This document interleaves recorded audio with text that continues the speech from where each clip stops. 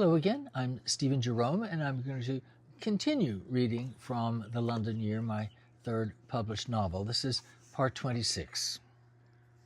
What stays with me today more than all the romantic might-have-beens, and the fact that Peter and I never did have sex, is the brief but powerful impression I had of Holland in general, and the city of Amsterdam in particular, even what little of it I saw. I found the Dutch relaxed and pleasing to look at, like Californians of Europe. It didn't hurt that most everyone I encountered spoke perfect English, yet they were very un-English compared to the always stand-on-ceremony Brits. That alone was refreshing. But there was more. There was something about Amsterdam itself that touched me very deeply. I found the city uncannily familiar, almost as if I was remembering it at some deep level. The city's look and feel, its ambience. There remains no question in my mind that I'd been part of that beautiful city in another time, maybe several lifetimes, all of which were filled with music. As a 7-year-old in this life, I used to conduct a slope of ivy in our garden as if it was an orchestra. I'd never been to a symphony or any kind of theater performance, but I had been listening to Swan Lake on my parents' hi-fi. Somehow I knew a conductor's gestures, my place on the imaginary podium, waving directions to the players left and right. I am sure these were echoes of past lifetimes, ones I'd lived in Amsterdam. It was the same when, decades later, I visited Vienna, another city known for its vibrant musical history. I felt what I can only describe as a similar kind of, not quite memory, but a soul-deep affinity.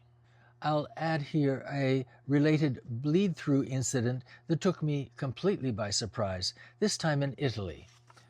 A sepia dusk was settling over Venice, which I was visiting for the first time. The Grand Canal was a breathtaking panorama. I felt a visceral sense of wonder at the spectacle of it. I imagined how centuries ago sailors from villages, as time stopped as the isolated one I'd visited in Czechoslovakia, might have been utterly dazzled by the Grand Canal, the wealth of Venice to engineer such beauty.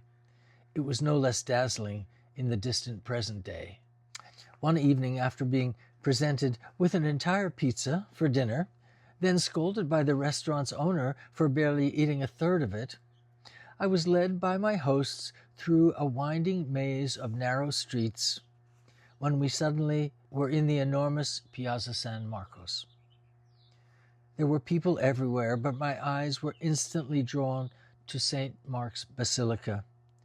Its incredible facade, built in the 8th century, was all lit up, and I burst into tears. Without exaggeration, I can say that I had the distinct feeling I'd been recognized by the basilica itself. It knew me, identified me in the crowd, and touched a lost memory we nonetheless shared. It happened again the following night, and then I knew I wasn't just waxing sentimental. Indeed, that feeling coming out of nowhere, as they say, but I think not, had emotional validity as personal and undeniable and as impossible to prove as a dream. I'm going to stop there. Thank you for watching.